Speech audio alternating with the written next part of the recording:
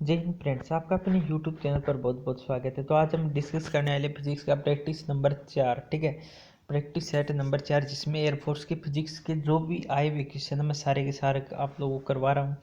मैं आप लोगों को ये प्रैक्टिस सेट करवा रहा हूँ, इसमें से मैं गारंटी लेता हूँ आप लोगों को 50% क्वेश्चन जरूर मिलेंगे। ठीक है, तो आप लोग एग्जाम दे रहे हो तो देखना, रेगुलर प्रैक्टिस सेट देखोगे तभी फायदा मिलेगा इसको।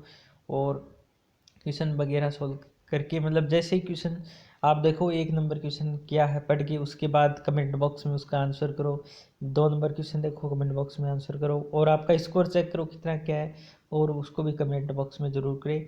और मेरा मतलब टेलीग्राम चैनल है लोकेश पुनिया के नाम से, उस पर मैं फॉरवर्ड कर दूंगा, लिंक का डिस्क्रिप्शन बॉक्स में दे दूंगा वीडियो के। ठीक है, तो सबसे पहला क्वेश्चन है कि परम शून्य तापमान पर शुद्ध जर्मेनियम का एक क्रिस्टल एक ऑप्शन ए पूर्ण चालक की तरह व्यवहार करेगा, ऑप्शन बी में कोई इलेक्ट्रॉन नहीं होगा भाई साहब, सी ऑप्शन है एक अतिचालक की तरह व्यवहार करेगा, एक डी ऑप्शन है एक पूर्ण रोधी की तरह व्यवहार करेगा। देखो क्या होता है, ये होता है अपने पास है सेवनजी बैंड। ठीक है, और इससे एक ऊपर होता है चालन बैंड। ठीक है, देखो इसमें होल और इलेक्ट्रॉन, ठीक है, होल और इलेक्ट्रॉन दोनों होते हैं किसमें, सेवनजी बैंड में, जबकि चालन बैंड में ये इलेक्ट्रॉन गति करके यहाँ पर जाता है तो इसके पीछे अपने पीछे क्या छोड़ जाता है, होल छोड़ जाता है। ठीक है, होल जिसके कारण ही बनते हैं। ठीक है, तो इसमें इलेक्ट्रॉन तो होंगे यार पहले से, मतलब इलेक्ट्रॉन तो क्या होंगे होंगे ही।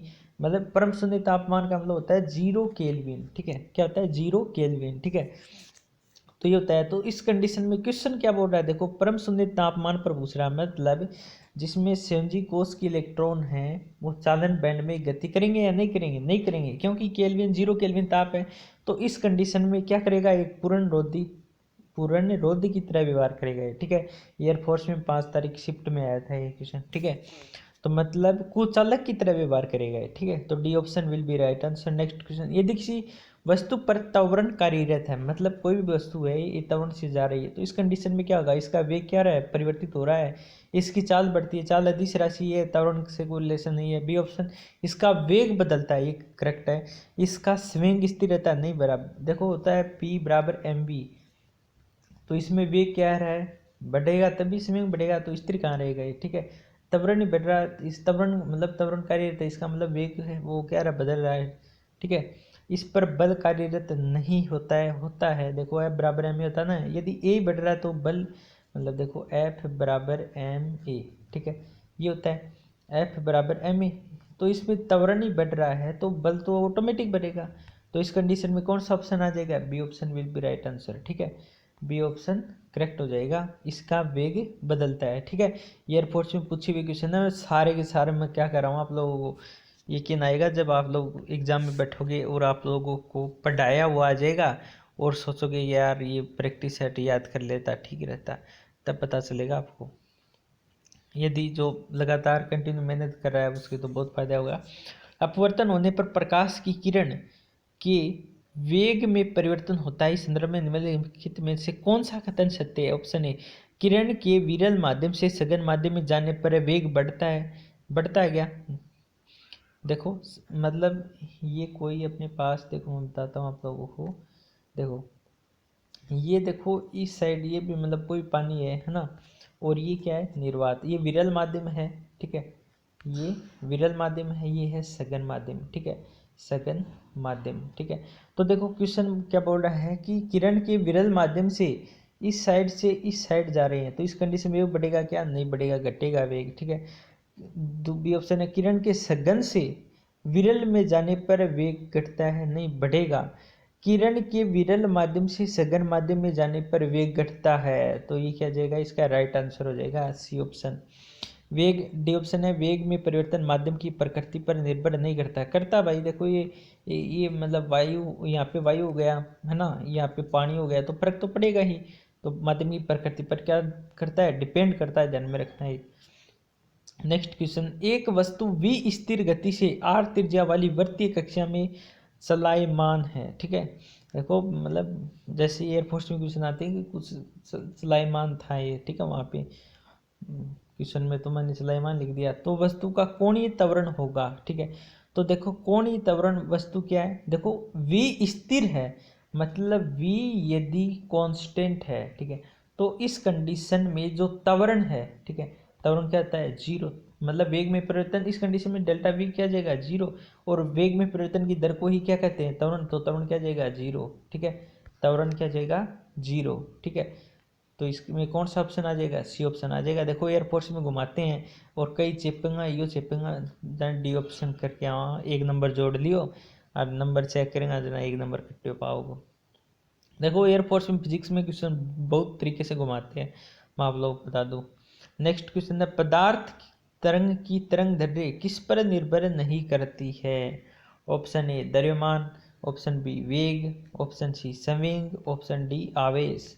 तो देखो तरंग दैर्ध्य, देखो पदार्थ की जो डी ब्रोगली की तरंग दैर्ध्य के अनुसार कहते हैं एच अपॉन में पी, एच अपॉन में पी, यहाँ पे पी में पी बराबर कहता है, देखो कार्य ऊर्जा प्रमेय वाले चैप्टर से आप पढ़ते हो, पी बराबर होता है √2m E, ठीक है।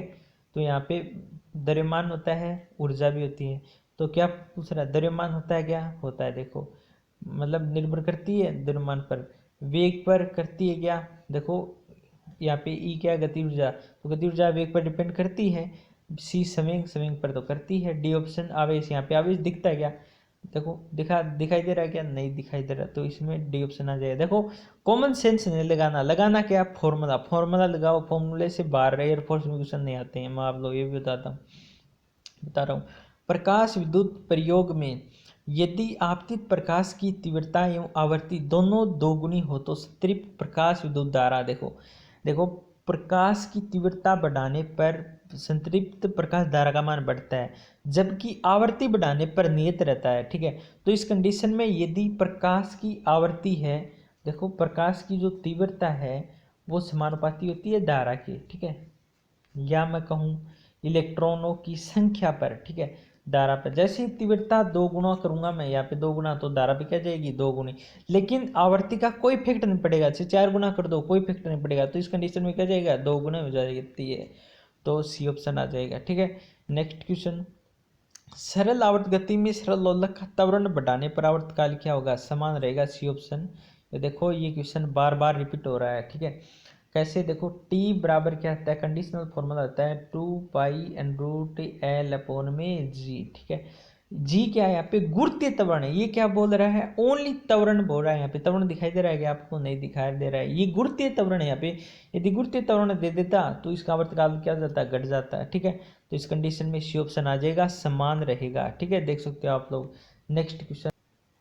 नेक्स्ट क्वेश्चन है, एल व 2L लंबाई के दो ताम्र के तारों की त्रिज्याएं क्रमशः R व 2R हैं, तो इनकी विशिष्ट प्रतिरोध क्या होगा। तो देखो ये क्वेश्चन देखो एयरफोर्स में आया हुआ है, सितंबर की भर्ती में आया हुआ क्वेश्चन है, ठीक है।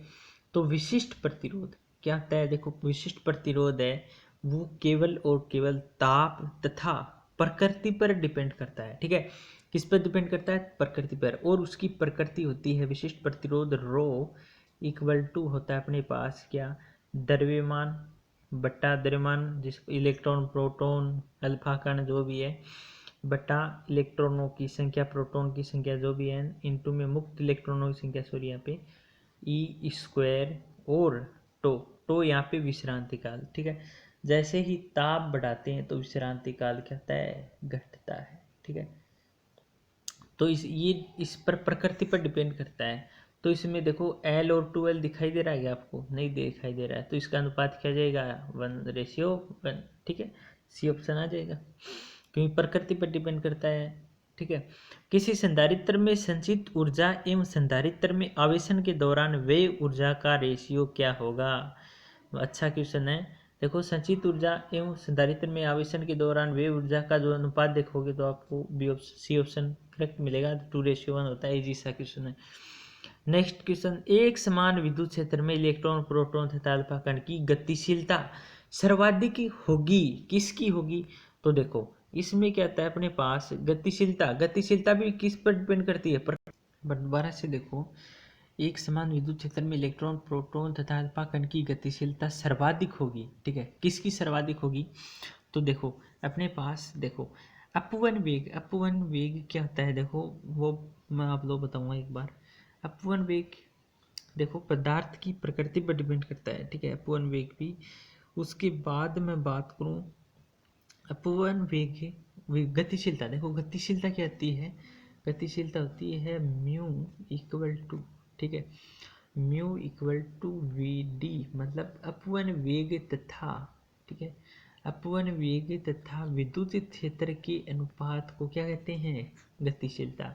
तो गतिशीलता अपवन वेग पर डिपेंड करती है क्या, नहीं करती है भाई साहब। गतिशीलता विद्युत क्षेत्र पर डिपेंड करती है क्या, नहीं करती है। किस पर डिपेंड करती है, तो ये प्रकृति पर डिपेंड करती है। और इसकी प्रकृति है, चलो इस बार फिर बता देता हूँ, मात्रक होता है इसका मीटर पर वोल्ट इंटू सेकेंड, सॉरी, ठीक है, इस प्रकार, हाँ सेकेंड, मीटर स्क्वायर बटा वोल्ट इंटू सेकेंड, ठीक है। इसकी प्रकृति होती है ई इंटू टो, विश्रांति काल, जो ताप डालने पर विश्रांति काल का मान घटता है, ठीक है, टो अपोन में द्रव्यमान, ठीक है। ये होती है म्यू की प्रकृति, मतलब गतिशीलता की प्रकृति। तो मैं इस कंडीशन, इस फॉर्मूले से कह सकता हूँ क्या क्या कि म्यू समानुपाती होता है 1 में एम द्रव्यमान की। द्रव्यमान क्या होता है, इलेक्ट्रॉन प्रोटॉन अल्फा कण। देखो अल्फा कण का द्रव्यमान सबसे ज़्यादा होता है, तो इस कंडीशन में मतलब द्रव्यमान सबसे ज़्यादा होता है अल्फा कण का, ठीक है, तो गतिशीलता सबसे कम। लेकिन क्वेश्चन ने क्या पूछा है, सर्वाधिक। तो सर्वाधिक गतिशीलता कब होगी, आप लोग देख सकते हो इसमें, कब होगी, जब इलेक्ट्रॉन का द्रव्यमान कहता है बहुत ही कम होता है तीनों में से, तो गतिशीलता क्या हो जाएगी, सबसे ज़्यादा। तो कौन सा ऑप्शन आ जाएगा, A option will be right answer. निम्न में से कौन सी घटना विद्युत चुंबकीय प्रेरण का उपयोग नहीं करती है, देखो सॉरी उपयोग करती है ना, निम्न में से कौन सी घटना विद्युत चुंबकीय तरंग प्रेरण का उपयोग करती है। तो इसमें देखो एक संचायी बैटरी को आवेशित करना नहीं करती है, एक दंड चुंबक से लोहे के एक टुकड़े का चुंबकित करना नहीं, जल का विद्युत उत्पादन गलत, एक धारावाही परिनालिका, देखो परिनालिका विद्युत चुंबकीय प्रेरण में आती है, ठीक है, भीतर एक मर्दु लोहे के टुकड़े को चुंबकित करना, मतलब ये लोहे का टुकड़ा इस प्रकार, इसको चुंबक से जैसे आप मतलब इस प्रकार ले जाओगे तो इसके पास आएंगे, तो इस कंडीशन में क्या होता है, परिनालिका के भीतर विद्युत चुंबकीय प्रेरण उत्पन्न होता है इस कंडीशन में, तो D option will be right answer. Next question जी, विद्युत चुंबकीय तरंग में विद्युत क्षेत्र तथा चुंबकीय क्षेत्र के मध्य कलांतर क्या होगा। देखते ही ए ऑप्शन टिक मारेंगे जो कि गलत है, ठीक है, तो इसमें कलांतर क्या होता है, जीरो, ठीक है, कलांतर होता है इसमें जीरो, ठीक है। नेक्स्ट क्वेश्चन की बात कर, क्योंकि मतलब विद्युत क्षेत्र और चुंबकीय क्षेत्र कहते हैं समान कला में होते हैं, इसके कारण कलांतर कहता है जीरो, ठीक है। दो सरल लोलकों की आवर्तियों का रेशियो 2:3 है, तो इसकी लंबाई का अनुपात क्या होगा। तो देखो टी समानुपाती होता है रूट एल के, होता है कि नहीं होता है, लेकिन अपने पास लंबाई का पूछा है तो ये हो गया टी स्क्वायर। टी स्क्वायर मतलब मैं इस कंडीशन में क्या कह सकता हूँ, टी बराबर 1 में एफ होता है, मतलब आवर्ती की व्युत्क्रमानुपाती, तो 1 में एफ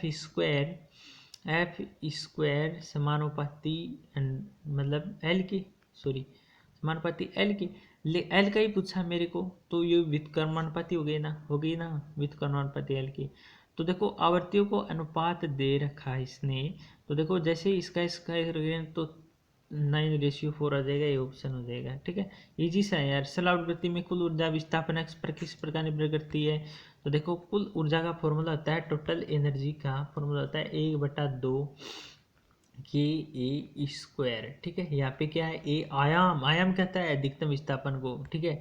तो विस्थापन कहता है, यहाँ पे विस्थापन कुछ दूरी दे रखी है इसने, ठीक है, कंडीशन में कुछ दूरी दे रखी, तो इस कंडीशन में डी ऑप्शन आ जाएगा, इस पर डिपेंड नहीं करेगी विस्थापन पर, ठीक है।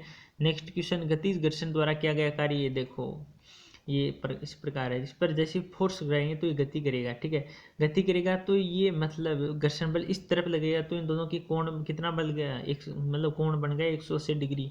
और किया गया कार्य डब्ल्यू बराबर कहता है फोर्स इंटू में डिस्प्लेसमेंट, फोर्स इंटू में डिस्प्लेसमेंट इंटू में कोस थीटा वैल्यू 180, तो क्या जाएगा माइनस का एफ डॉट एस, तो कौन सा ऑप्शन आ जाएगा ऋणात्मक, कौन से में है, B option will be right answer.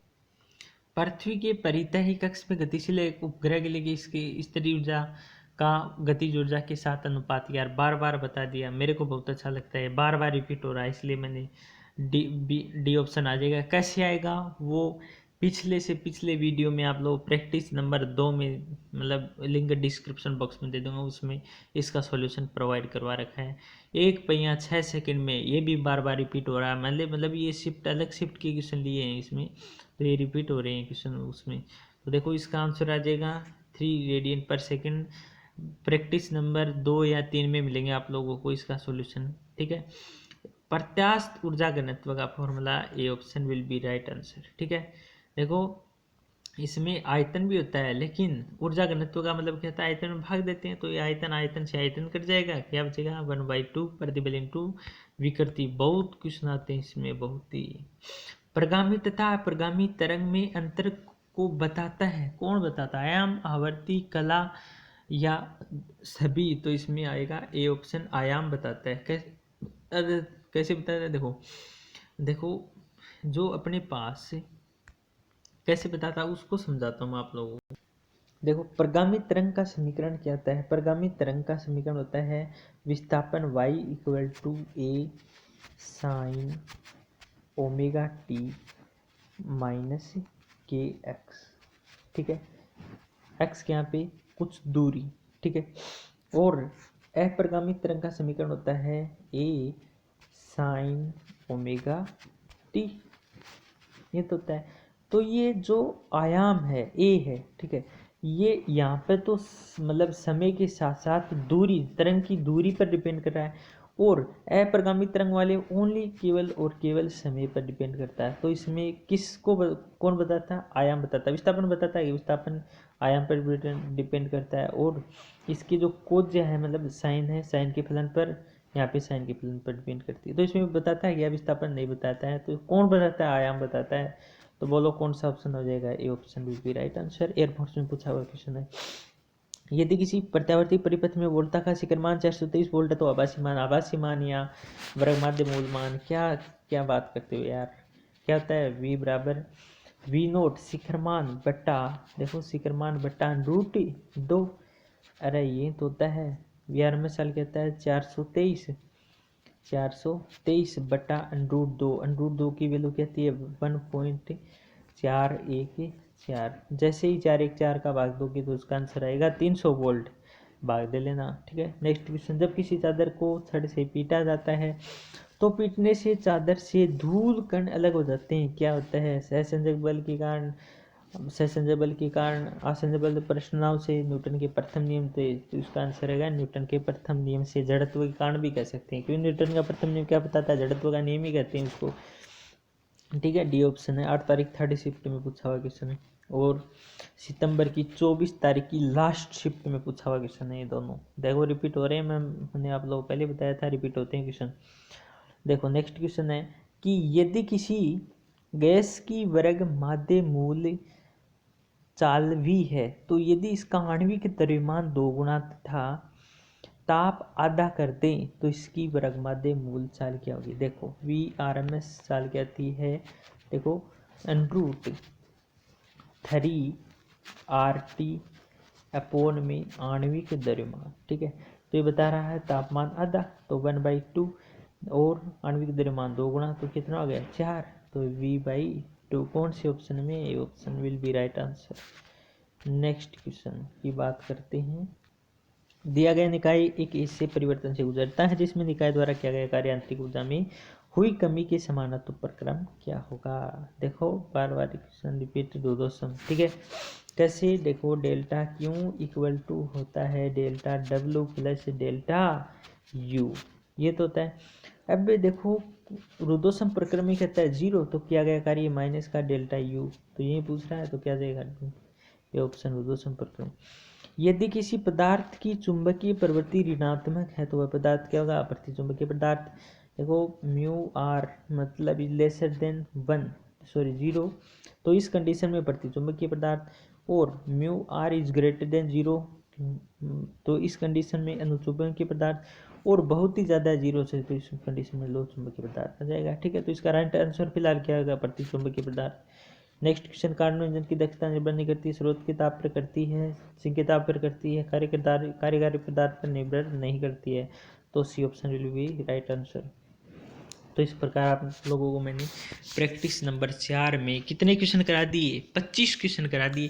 भाई साहब वीडियो जितना शेयर करोगे उतना ही आप लोगों को फायदा है। क्वेश्चन ज़रूर करवाऊंगा मैं, मेरा भी मोटिवेट होगा, मतलब आप लोग लाइक करोगे वीडियो को। तो वीडियो जैसे अच्छा लगे तो लाइक कर देना, शेयर कर देना, सब्सक्राइब जरूर करके जाना चैनल को। Thank you so much.